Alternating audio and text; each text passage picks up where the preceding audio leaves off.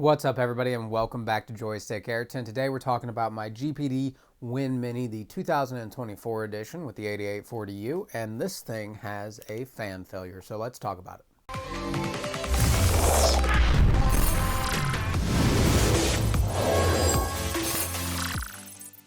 Okay, welcome back to the channel. So today's video is about my GPD Win Mini. This is the 2024 edition. So this has 1 terabyte of storage on board, 32 gigs of RAM, the 8840U, and it has a brand new fan because this thing failed on me.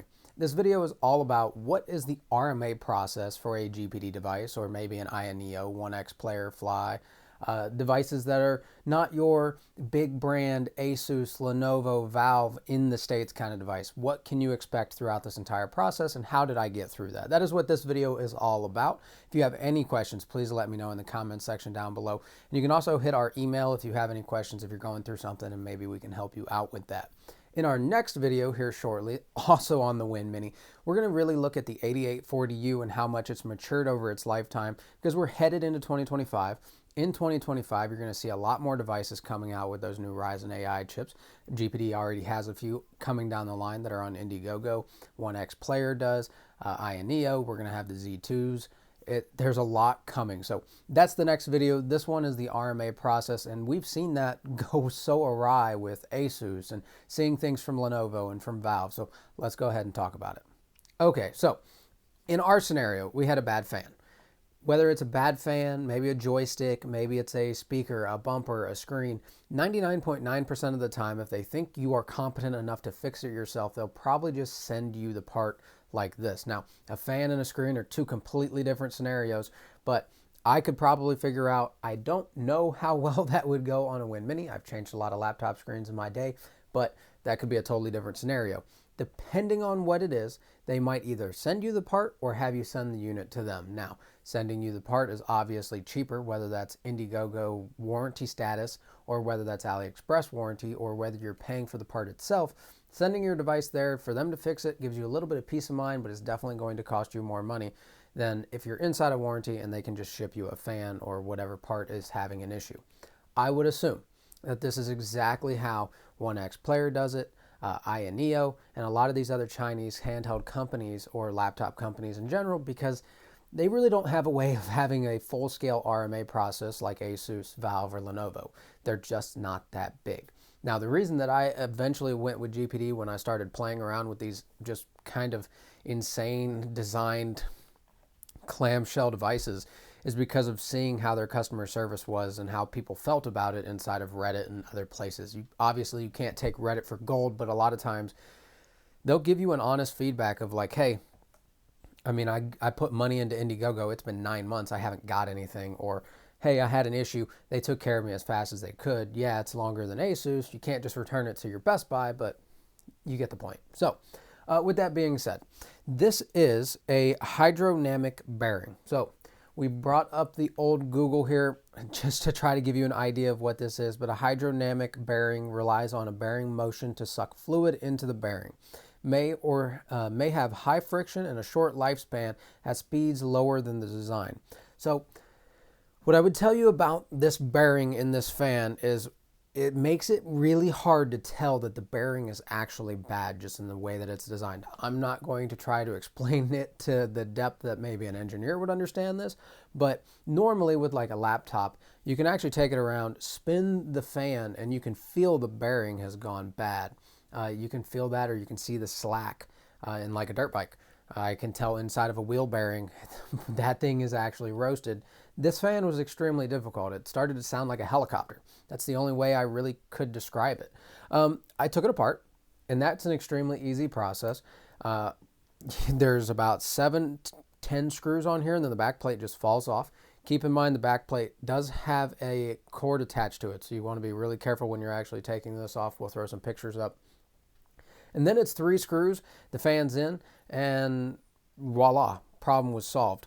The only poor design here with this fan is everything gets gunked up in this spot, and that's probably actually why the fan failed to begin with, because it was having a hard time spinning, and then it dried up that fluid, probably because I live in a relatively dusty environment and didn't clean it as often as I should have. So that's definitely something I need to be paying attention to in the future. But with that being said, your process it gets a little rough. So let's talk about it.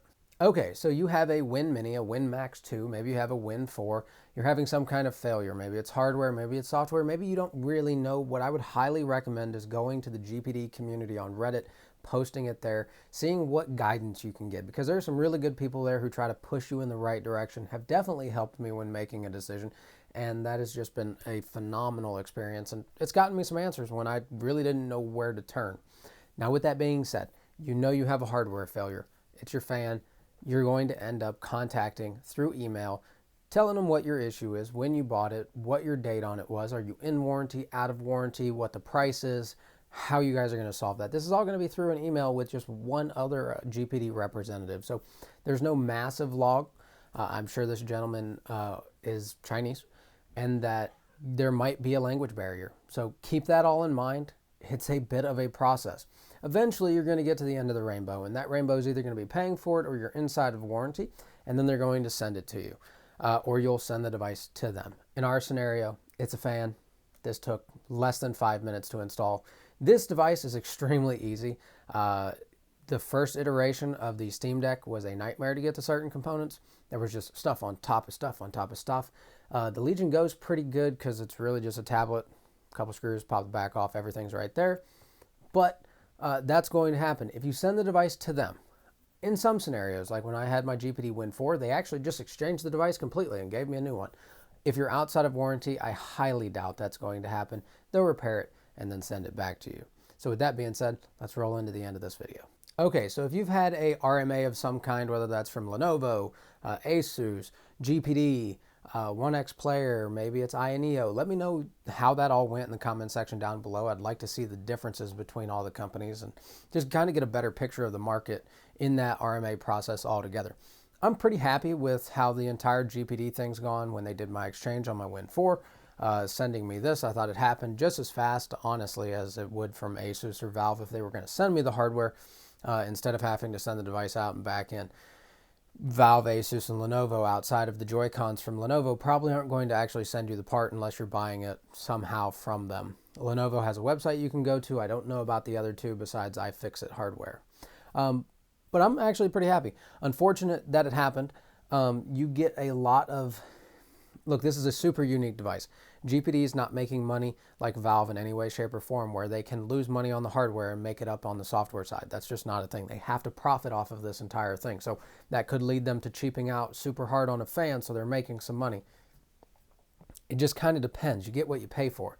And it is what it is. When you're trying to get devices that are handheld clamshells that nobody else makes anything really like this. There's a couple other clamshells on the market, but GPD has really pioneered this entire thing. So things are going to go wrong. You kind of, if you're in the realm of a GPD device, a 1X Player device, an INEO device, you have to kind of know in the back of your head, hey, I might have to open this thing up. I might have to do some stuff on my own. I'm going to need to be resourceful, and things could just go wrong. It's a risk you're willing to take if you order one of these things. So depending on who you are and what you got going on, you might be 10 times better off sticking with the big three, and the big three being Valve, Lenovo, and Asus. MSI, it's debatable. We'll talk about them in a future video. But with that being said, let me know what you guys thought of the video in the comment section down below, and we'll see you in the next one. Thanks for watching.